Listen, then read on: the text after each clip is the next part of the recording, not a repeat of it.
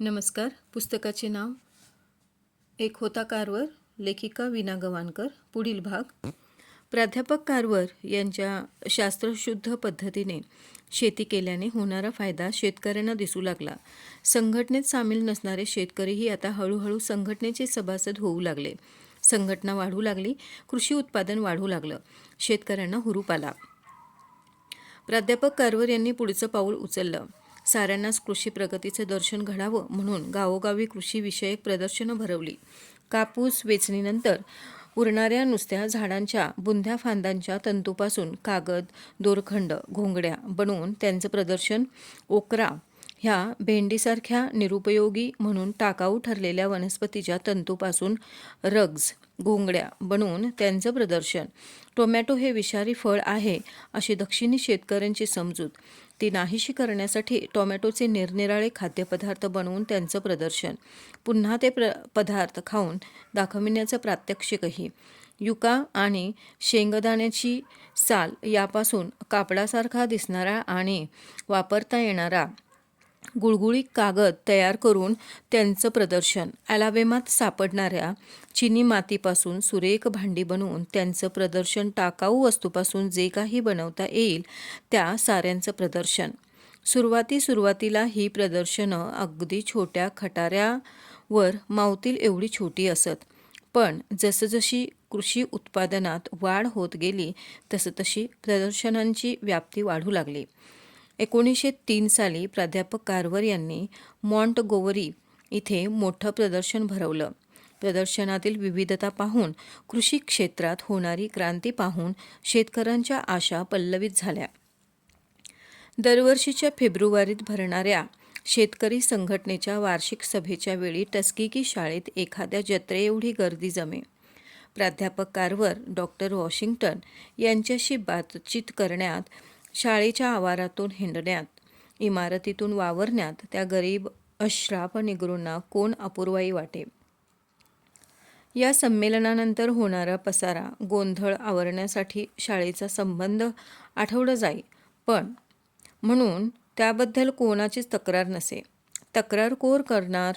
Doctor Washington आणि प्राध्यापक कारवर जीवापाड कष्ट घेऊन, अविरत श्रम घेऊन जो भविष्यकाळ घडविण्यासाठी धडपडत होते, त्याचे ते सारेजण साक्षीदारच नव्हते का?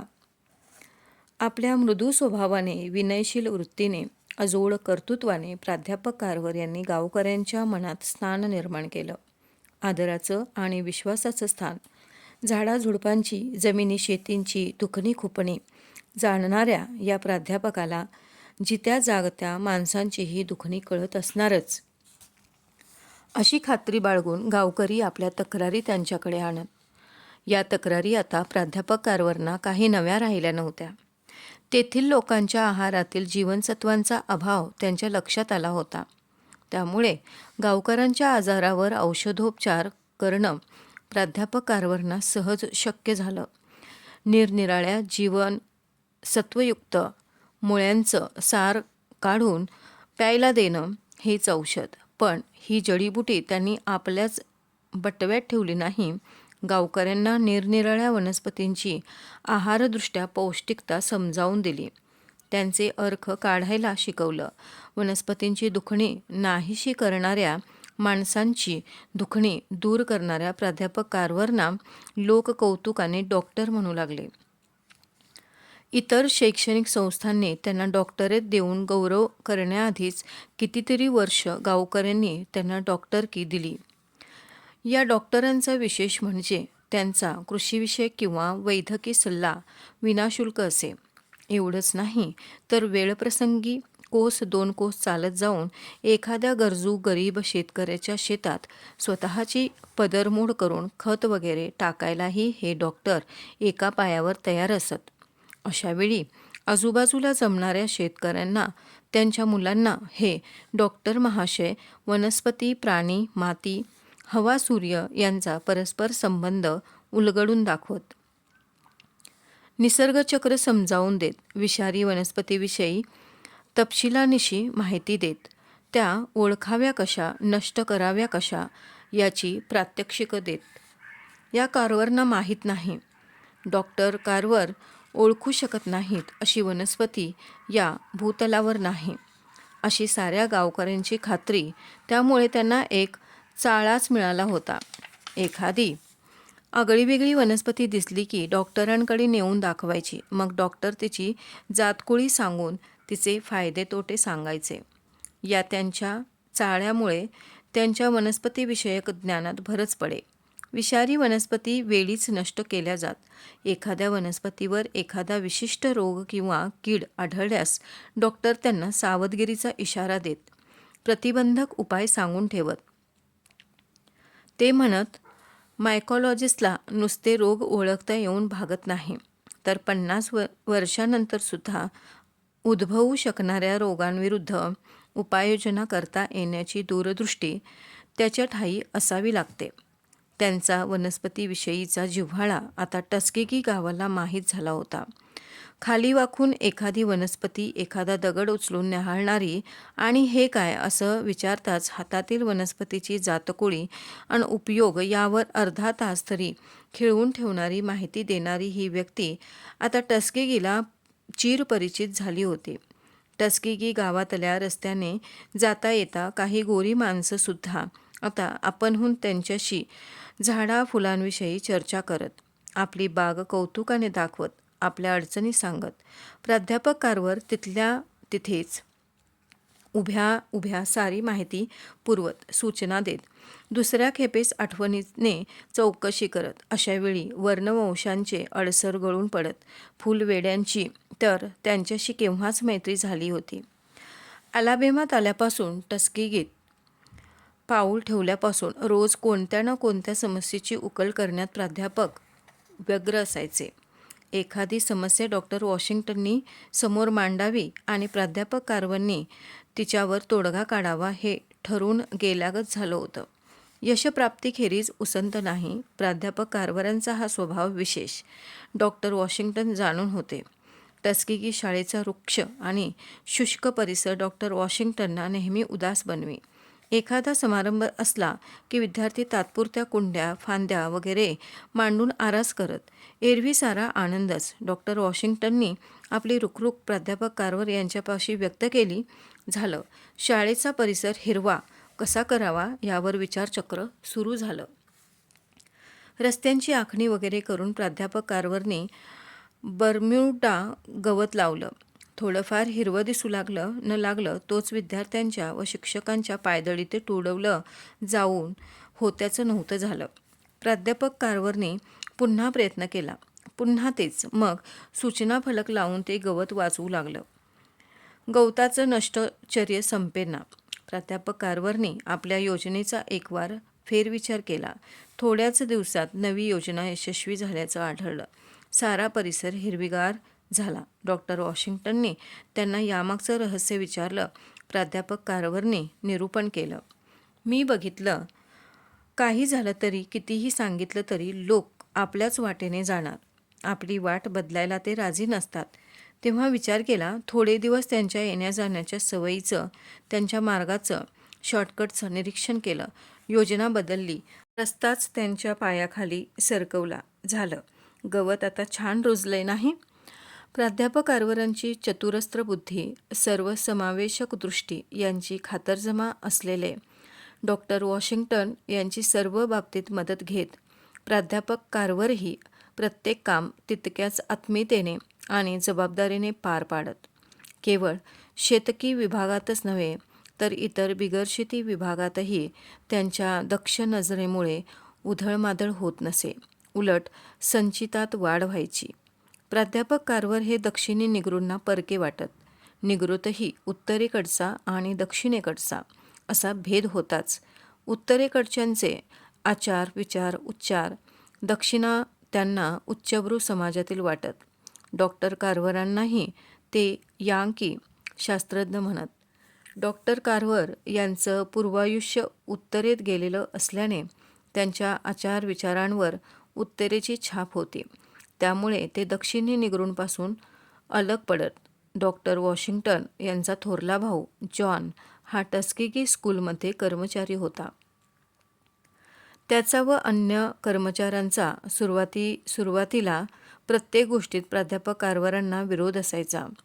त्याचं कारण एकच, ते उत्तरेकडचे डेअरी विभाग आणि शेती विभाग यासाठी उत्तरेकडचा आणि तोही शास्त्रज्ञ हवाच कशाला म्हणून त्यांचा विरोध. प्राध्यापक कारभारांना देण्यात आलेलं निवासस्थान अपुरंच होतं. जागेअभावी त्यांचं बरंचसं सामान, विशेषतः संदर्भ ग्रंथ अजूनही पेट्यातून बंदिस्तच होतं. एखादा शेतकरी किंवा गवळी काही अडचण घेऊन आला तरी त्यावर तातडीने इलाज सुचविण्यासाठी आवश्यक ते सामान किंवा संदर्भ ग्रंथ एखाद्या पेटीच्या तळाशी राहिलेला. त्या कर्मचाऱ्याचं आडमुठं धोरण केवळ निवासस्थानापुरतंच मर्यादित नव्हतं. प्राध्यापक कारभारांच्या कार्यक्षेत्रातही त्यांची लुडबुड असायचीच. अनेक गरजांना लाल फीत लावली जायची. प्राध्यापक कारभार या गोष्टींकडे दुर्लक्ष करत. त्याचाही या कर्मचारी मंडळींना राग यायचा. फारच व्यत्यय येऊ लागला तेव्हा प्राध्यापक कारभारांनी आपल्या साऱ्या अडचणींचं आणि गरजांचं लेखी निवेदन डॉक्टर वॉशिंग्टन यांच्यासमोर ठेवलं. डॉक्टर वॉशिंग्टन यांच्या इतकं अन्य कोणी प्राध्यापक कारभारांचं मोल जाणलं नव्हतं. प्राध्यापक कारभार यांच्या सर्व मागण्या मान्य झाल्या. त्यांना मोठं निवासस्थान मिळालं. व्यवस्थापकीय कर्मचाऱ्यांना समज दिली गेली. प्राध्यापक कारभारांचा भल्या पहाटे 4 वाजताच उठून लांबवर फिरायला जाण्याचा आपला परिपाठ चालूच होता. अलाबामात जी काही थोडीशी वनसंपत्ती बचावली होती तिचा अभ्यास प्राध्यापक कारभार आपल्या या प्रभात फेरीच्या वेळात करत. अनेक किमती मौल्यवान झाडांचा त्यांना शोध लागला. काही झाडं तर टणक व मजबूत लाकडांसारखी उपयुक्त होती. स्थानिक लोकांना त्या झाडांची माहिती त्यांनी करून दिली. मातीवरही त्यांचं संशोधन चालू होतंच. मातीचे निरनिराळे नमुने जमवून त्यांची त्यांनी तपासणी केली होती. पण अलाबामाच्या मातीत दडलेलं रहस्य त्यांना सापडत नव्हतं. नेहमीप्रमाणे एके सुप्रभाती आपल्या निसर्गदेवतेला भेटून परतत असताना विचारमग्न प्राध्यापक कारभारांना समोरचं चिखलाचं डबकं दिसलं नाही. पाय घसरला. कपड्यांवर चिखलाचे शिंतोडे उडाले. आपल्या हातरुमालाने ते शिंतोडे साफ करू लागले. पण डाग जायला तयार नाहीत. जरा जोर लावून पुसले. चिखल निघाला पण डाग हटून राहिला. त्यांच्या लक्षात आलं, कपड्यांवरचा चिखल साफ करता करता रुमालही रंगून निघाला होता. अगदी छान निळा रंग. रुमाल धुवून पाहिला, रंग हटेना. रुमाल लक्षपूर्वक तपासला. धन्यवाद निसर्गदेवते, धन्यवाद. माझं कोडं सोडवलंस. सृष्टीदेवतेने त्यांच्यापुढे रहस्य उकलून ठेवलं होतं. ते घाईघाईने आपल्या प्रयोगशाळेत घुसले. चिखलाचे डाग तसेच आपल्या कपड्यांवर मिरवत काम करत राहिले. त्या मातीवर संशोधन करत राहिले. त्या मातीतून गडद निळा रंग मिळविण्यात त्यांना यश मिळालं. इथले लोक एका उत्तम प्रतीच्या रंगावरून चालतात म्हणायचे. प्राध्यापक कारभार स्वतःशीच उद्गारले. संशोधन चालूच होतं. रात्रंदिवस प्रयोग करून मातीच्या नमुन्यांची छाननी करून त्यांनी अनेक रंगद्रव्य अलग काढली. त्या रंगद्रव्यांची बारीक पूड, तेल, पाणी इत्यादींच्या मिश्रणाने त्यांनी पक्के रंग बनवले. ते रंग लाकूड, कॅनव्हास इत्यादींवर फासून त्यांची परीक्षा केली. अखेर पुरी खात्री झाली तेव्हा आपल्या विद्यार्थ्यांना साऱ्या संशोधनाची, प्रयोगांची तपशीलवार माहिती दिली. थोड्याच दिवसात त्यांच्या रंगांची परीक्षा पाहणारी घटना घडली. मॉन्टगोमरी गावाजवळच्या एका छोट्याशा वस्तीवर तेथील गोऱ्या शेतकऱ्यांच्या विनंतीवरून प्राध्यापक कारभार शेतीविषयक चर्चा करण्यासाठी जाणार होते. सभेचं ठिकाण होतं एक अर्धवट बांधकाम झालेलं चर्च. ठरल्या दिवशी प्राध्यापक कारभार सभास्थानी पोहोचले. सभेला छानच प्रतिसाद मिळाला. सभेनंतरच्या गप्पागोष्टीत त्यांना समजलं की पैशाअभावी चर्च रंगवायचं राहून गेलंय. वेळेवर रंगसफेती झाली नाही तर आम्ही एवढं खपून उभं केलेलं चर्च वाऱ्या पावसानं जमीनदस्त होईल. रंग इतका महाग आहे का? प्राध्यापक कारभारांनी विचारलं. तसं पाहिलं तर बराच महाग आहे. कापसाच्या पिकानं हात दिला तरच येत्या हंगामात हे काम होईल. पण त्यासाठी एक संबंध पावसाळा लागेल. त्याचं काय? काही काळजी करू नका. मी तुम्हाला उत्तम रंग पुरवतो, डॉक्टर कारभारांनी आश्वासन दिलं. त्यांच्या या आश्वासनावर अनेकांनी अविश्वास दाखवला. हा गबाळा काळा डॉक्टर नावाचा प्रोफेसर अख्ख्या चर्चला पुरेल एवढा रंग देणार म्हणे.